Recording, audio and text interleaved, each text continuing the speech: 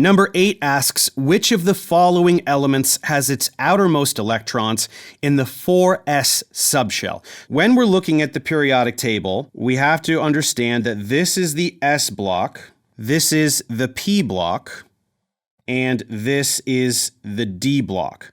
So all we have to do is look at the specific element in question and see where its valence electrons lie. So for example, we have calcium. Calcium is right here. So that does sit in the S block. Now, which period is it in? This is period 1. This is 2, 3, 4, and we just go down like that.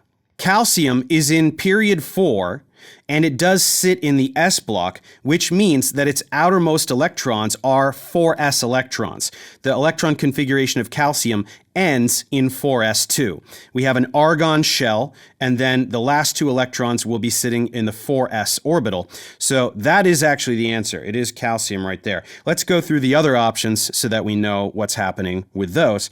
So bromine is right here. Now, bromine is sitting in the p block, and so its electron configuration involves having 4s electrons and then 3d electrons. So remember that the d is always one behind the s and the p in terms of period. So these are the 4s electrons and then a full 3d subshell, and then it will have 1, 2, 3, 4, 5, 4p electrons. So that will end in 4p5.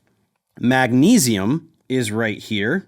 That is in the S block as well, but it is in period 3. So that will have an electron configuration that has a neon core, and then it will end in 3s2. So its outermost electrons are 3s electrons.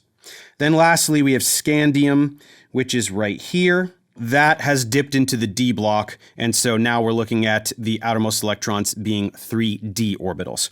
But the question asked about having outermost electrons in the 4s subshell, so that certainly is going to be calcium, which ends in 4s2.